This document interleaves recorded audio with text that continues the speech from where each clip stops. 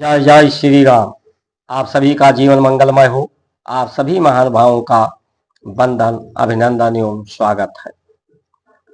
आज के समय में कोई जो प्रयाग कुंभ में जो घटना घटी है, कोई योगी को दोषी मान रहा है, कोई प्रशासन को दोषी मान रहा है।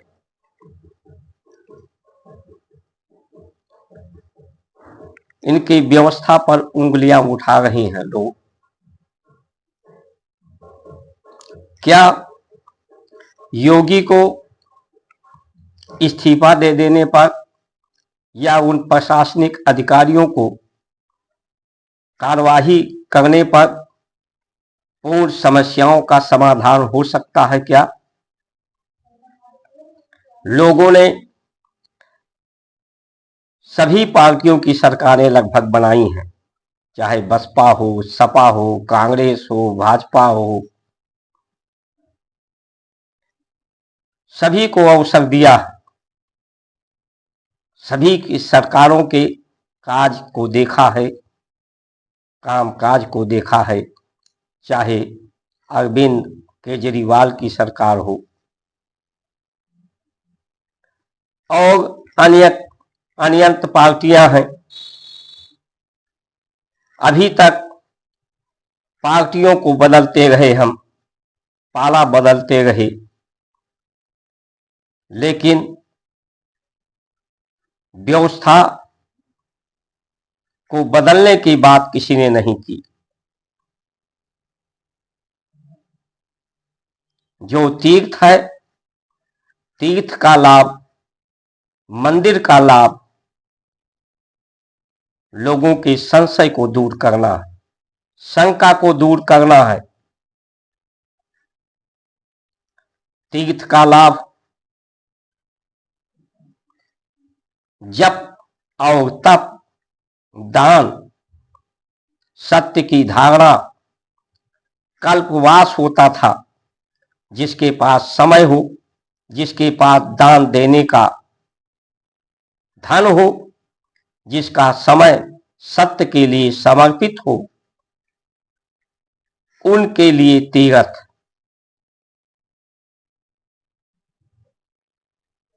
जो अपना काया कल्प प्रकल्प करें,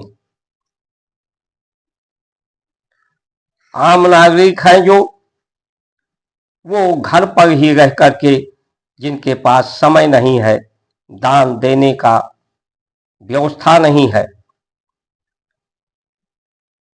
जब तप नहीं कर सकते, वो सेवा और सत्कार के माध्यम से स्थानीय सरोवरों में, शीतल जल में, स्थानीय नदियों में प्रातः काल सुबह सूर्य उदय होने के पहले स्नान करें, यथाशक्ति दान पुण्य करें।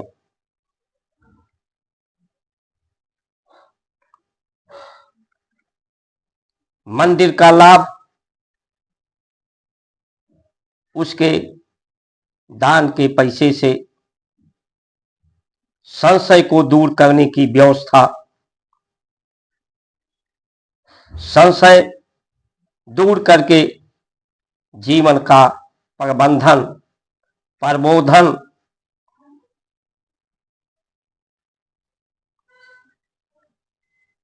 संतुष्ट पुष्ट के लिए जीवन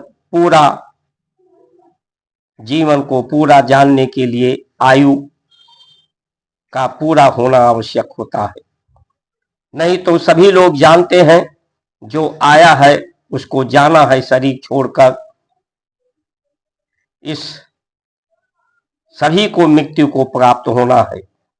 तो जो आपराधिक घटनाओं में जिनकी मृत्यु होती है, दुर्घटनाओं में होती है, या कुंभ में हुई, तो फिर दुख की बात क्यों होती है? दुख इसलिए होता है कि वो अपनी आयु को नहीं पूरा कर पाए, आयु को पूरा होता है तो वृद्धावस्था में इंद्रियां स्वयं शिथिल हो जाती हैं, शांत हो जाती हैं, इनमें संसार के प्रति अरुचि पैदा हो जाती है, अनिच्छा पैदा हो जाता है, वैराग स्वतः पैदा हो जाता है और पूर्ण शांति प्राप्त करके जीवन की इच्छा नहीं रहती, जीने की इच्छा समाप्त हो जाती है। तो इस शरीर को लोग इच्छा समाप्त होने से, जब तक इच्छा होती है तभी तक मनुष्य का जीने की राह होती है, चाह होती है। ये चाह समाप्त होने से जीवन इस शरीर का हंसी खुशी से लोग त्याग कर दें, अपनी जिम्मेदारी संसार के लोगों पर विश्वास करके छोड़ कर चले जाएं, भरोसेमंद लोगों के सहारे।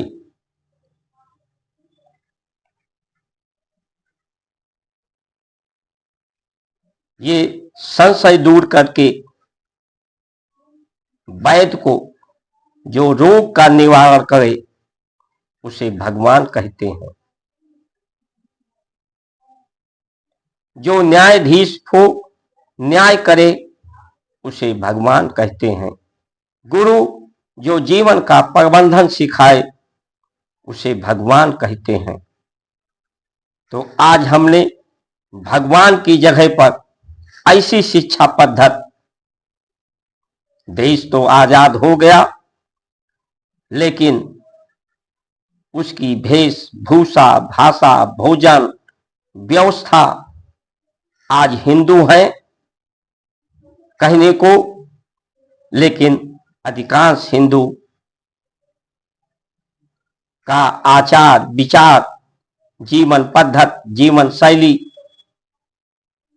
अंग्रेजों और मुगलों से ही का ही नकल करते हैं, उन्हीं रास्ते पर चलते हैं।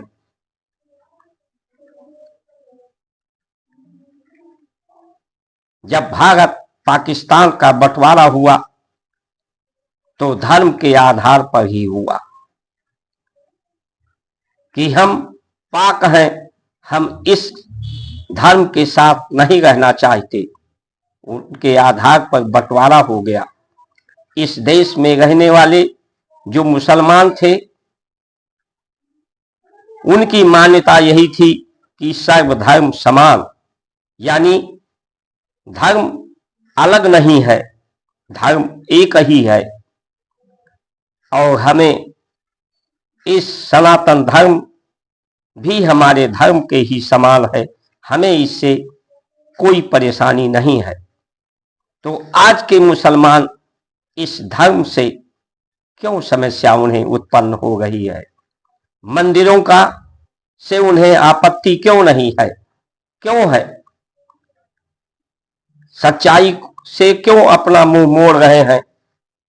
सभी जानते हैं कि हमारे यहाँ मंदिरों को मुगलों के समय में तोड़ा मरोड़ा गया था, जिससे संशय दूर होता था, जिससे लाभ प्राप्त होता था, वो लाभ की व्यवस्था को समाप्त किया गया था। तो उनका पुनरुद्धार क्यों नहीं होना चाहिए? इस धर्म से उन्हें लाभ क्या है? चाहे धर्म हो, चाहे जाति हो, चाहे पंथ हो, चाहे संविधान हो, चाहे विज्ञान हो, लोग अपने लाभ और हानि को लेकर जीना चाहते हैं। लाभ, लोग अपनी महानता को सिद्ध करना चाहते हैं कि हम सभी महान हैं।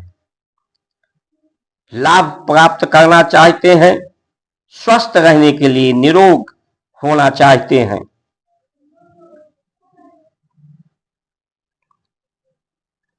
लाभ एक दूसरे का सहयोग के रूप में लाभ चाहते हैं, सत्कार के रूप में लाभ चाहते हैं। लाभ परम सुख के रूप में चाहते हैं, परम शांति के रूप में चाहते हैं और ये परम शांता रूप, आनंद स्वरूप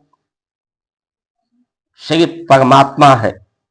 परमात्मा के बन करके परमात्मा के ही हम हो जाएं, परमात्मा को हम अपना बना लें, परमात्मा के ही हम बन जाएं, उनके अनुरूप हो जाएं, उनके अनुकूल हो जाएं,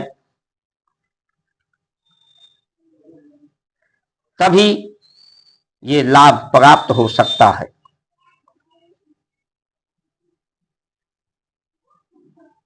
इसलिए हम सभी को मिलकर के ये सोचने की आवश्यकता है कि आज संविधान को लेकर क्यों घूम रहे हैं लोग। आरक्षण के नाम पर लोगों को बांटने का ही कार्य होता हुआ दिख रहा है, क्योंकि उस समय 33% लोगों को संकेतित किया गया था कि 33% लोग पिछड़े हैं। 10 साल में का समय निर्धारित था, 10 साल में इनका पिछड़ापन दूर होगा। लेकिन आज के समय में ये 33% के बजाय 50% पहुंच गए हैं। मांग 85% की हो रही है। इससे क्या सिद्ध हो रहा है? क्या ये आरक्षण लोगों को पिछड़ापन दूर कर पाता? अगर ये सार्थक उपाय होता तो आज 33% से लोग कम से कम 5% ही लोग पिछड़े रह जाते। लेकिन ये सिर्फ बांटने का काम, लोगों को संशय में डालने का काम, भ्रमित करने का काम आज नेता हैं, उन्हें पद मिल जाए, अधिकारी हैं, उन्हें पद मिल जाए तो उन्हें भी क्या लाभ मिलता है? क्या वो अपने कार्यों से संतुष्ट हैं? उनमें संतोष है? वो पुष्ट हैं, वो निरोग हैं? अपने जीवन के प्रबंधन प्रबोधन से अपने लक्ष्य को क्या वो अपनी महानता को प्राप्त कर पा रहे हैं?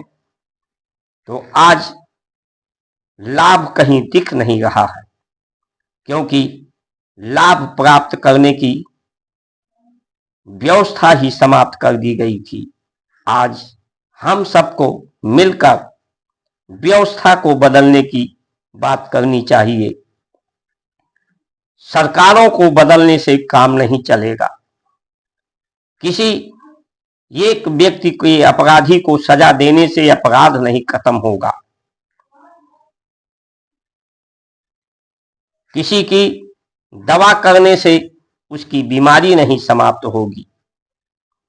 न्याय जो फैसले होते हैं न्यायालय में, उससे न्याय नहीं मिलेगा। न्याय संतुष्टता का नाम है। न्याय सत्य आधारित ही न्याय हो सकता है, जब सत्य का आचरण लोगों में होगा।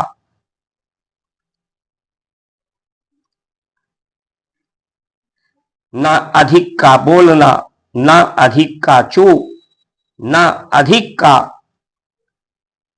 शीतलता, ना अधिक की धूप। जब ये अति होता है तो व्यक्ति के जीवन में उग्रता आती है, व्यग्रता आती है, उदंडता आता है, परमार्थ आता है, विकार पैदा होते हैं।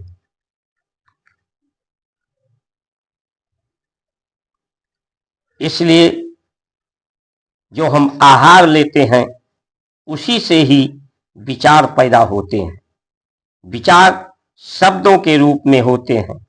शब्द के अर्थ अनेक होते हैं, लोगों के भाव अनेक होते हैं, लेकिन जो शास्त्र ग्रंथ है उनका जब तक सारांश हम नहीं समझ पाएंगे तब तक धर्म को नहीं समझ पाएंगे, हमारा संशय नहीं दूर होगा। आज लोग शब्दार्थ पर ही चर्चा करते हैं, भावार्थ पर ही चर्चा करते हैं, अपने अपने भावों के अनुसार। जब ये शब्दार्थ जो बुद्धि है, जब संसार के गुण गुणहीन हो जाते हैं, सकल गुणहीन हो जाते हैं, उनका प्रभावहीन हो जाता है, तो व्यक्ति की कामनाएं वासनाएं न्यून हो जाती हैं। और जो संत होता है, परमहंस होता है, उसका गुण शून्य हो जाता है, प्रभाव शून्य हो जाता है, तो कामनाएं वासनाएं भी शून्य हो जाती हैं। परमात्मा महाशून्य है, वो शून्य के समान शून्य हो जाता है। शून्य ही पूर्णांक है, शून्य से शून्य घटाया जाए तो शून्य ही होता है, शून्य से शून्य भाग दिया जाए तो शून्य ही होता है, शून्य से शून्य को गुणा किया जाए तो शून्य ही प्राप्त होता है। इसी तरह से जिस तरह से गणित के सवाल हल करने के लिए उदाहरण होते हैं, सूत्र होता है, उस सूत्र से मानना पड़ता है कि इसका उत्तर ये है, और सूत्र का सहारा लेकर उसका हल निकलता है। उसी तरह से जीवन एक प्रश्न है, इस प्रश्न का हल ये शास्त्र के जो सूत्र हैं, सिद्धांत हैं, जो सारांश से, शब्दार्थ से नहीं, भावार्थ से नहीं, सारांश से हल निकलेगा। हम पहले माने फिर जान सकते हैं उसे। परमात्मा को किसी उस सत्य को किसी उपाय से जाना नहीं जा सकता, पहचाना नहीं जा सकता, उसकी व्याख्या नहीं की जा सकती। सिर्फ जब तप आराधना उपासना साधना ये संसार के कार्यों का, संसार के गुणों का पवित्र करने के लिए है, इनके गुणों को गुणहीन करने के लिए हैं, प्रभावहीन करने के लिए हैं। जब ये प्रभावहीन गुणहीन हो जाते हैं तो शून्य हो जाते हैं, शून्य होकर के ही उसे जाना जा सकता है। जब शून्य की स्थिति होती है तो उसे आभास किया जा सकता है। ऐसे लोगों के चरित्र को देख करके, चिंतन को देख करके, आचरण को देख करके उनसे उनका अनुभव लिया जा सकता है, उनके आचरण को अपनाया जा सकता है कि उनके आचरण से उन्हें संतुष्टि मिली है, पुष्टि मिली है, समृद्धि मिली है, तो उनके आचरण को अपना करके हमें भी संतुष्टि, पुष्टि, समृद्धि प्राप्त हो जाए। तो आइए हम सब मिलकर व्यवस्था को बदलने की बात करें। व्यवस्था जब तक हमारी भारत की अनुकूलता में नहीं होगी, परंपराओं की अनुकूलता में नहीं होगी, तब तक किसी भी को लाभ प्राप्त नहीं होगा। जीवन का हानि होगा, अवसर का हानि होगा, समय का हानि होगा, प्रकृति का हानि होगा, इस धरती का हानि होगा।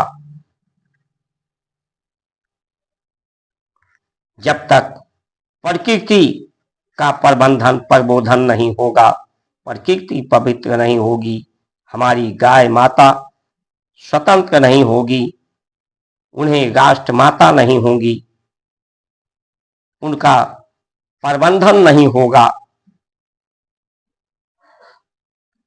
गुरु विद्यालयों का निःशुल्क विद्या नहीं होगी। अगर किसी का पिछड़ापन दूर करना है, समस्याओं का समाधान होना है, तो जो गवर्नमेंट टैक्स लेती है उसका उपयोग निःशुल्क मंदिरों के दान का पैसे को भी मिलाकर निःशुल्क विद्या लोगों को मिले,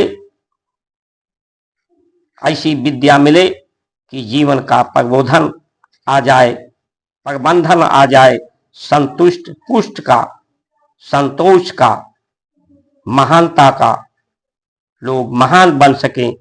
स्वागतपूर्ण शिक्षा ना हो, परमार्थ पूर्ण शिक्षा हो, उन्नत के लिए शिक्षा हो, प्रगति के लिए शिक्षा हो, परम पद प्राप्त करने के लिए शिक्षा व्यवस्था हो, न्याय व्यवस्था हो, स्वास्थ्य व्यवस्था हो।